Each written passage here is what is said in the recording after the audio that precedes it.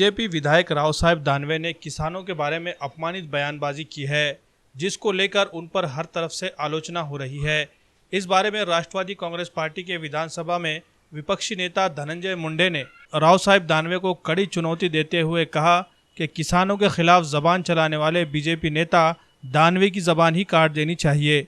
दानवे खुद को किसान कहते हैं और वहीं दूसरी तरफ किसानों के खिलाफ बयानबाजी कर रहे हैं। ये उन्हें शोभा नहीं देता। इस तरह की बयानबाजी करना ठीक नहीं है। राव साहब दानवे को चाहिए कि फौरी वो अपने बयान को वापस ले और किसानों से माफ़ी मांगे, वरना उनके विरोध में ज़ोरदार आंदोलन किए जाने की चेतावनी धनंजय मुंडे ने दी है।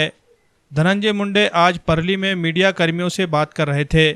आज ज्या पद्धतीनं भाजपच्या सर्वच नेत्यांच्या सत्तेची मस्ती आली आहे, ही मस्तीच या पद्धतीचं वक्तव्य शेतकऱ्यांच्या बाबतीमध्ये घडवून आणते आहे।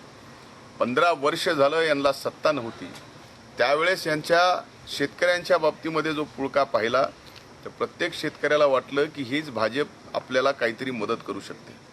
पण ज्या वेळेस भाजपचे लोक सत्तेत आले त्यावेळेस शेतकऱ्यांचा पूर्णपणाने विसर पडला। विसरच नाही तर मस्ती एवढी अंगात आली की आज ते शेतकऱ्यांना शिव्या घालू लागायला लागलेत। शेतकऱ्यांनी समस्या मांडायची कोणापाशी?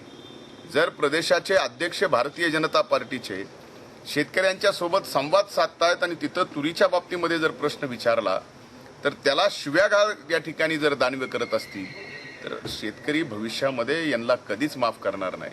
खरं तर दानवेंची जीभ झाडायला पाहिजे। लाखाच्या पोशिंद्याला जर अशा पद्धतीचं वक्तव्य दानवे करत असतील तर हे आम्ही तर कधीच सहन करणार नाही। पण माझी मागणी आहे की दानवेंनी सुद्धा जाहीरपणानं राज्यातील सर्व शेतकऱ्यांची या ठिकाणी माफी मागितली पाहिजे। शेवटी दानवे साहेब, आपण सुद्धा शेतकरी आहात हे विसरू नका।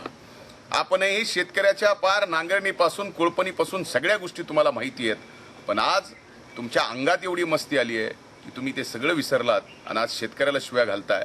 जाहीरपणाने या ठिकाणी त्यांनी माफी मागायला पाहिजे। हा काय मग शेतकरी कसा मारायचा?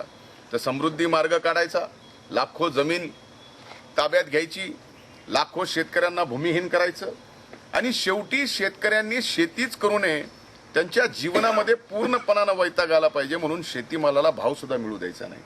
हे फार चांगलं षडयंत्र शेतकऱ्याच्या विरोधामध्ये या ठिकाणी आज सरकारने केलंय आणि याला दानवे जेवढे जबाबदार आहेत, पूर्णपणाने राज्याचे मुख्यमंत्री सुद्धा याला जबाबदार आहेत, कारण त्यांच्या आधिपत्याखाली आज राज्य सरकार चालतंय आणि त्या सरकारमधले मंत्री, त्यांच्या पक्षाचे अध्यक्ष, त्यांच्या पक्षाचे खासदार अतिशय बेतालपणाने या ठिकाणी शेतकऱ्यांच्या बाबतीमध्ये बोलतायत।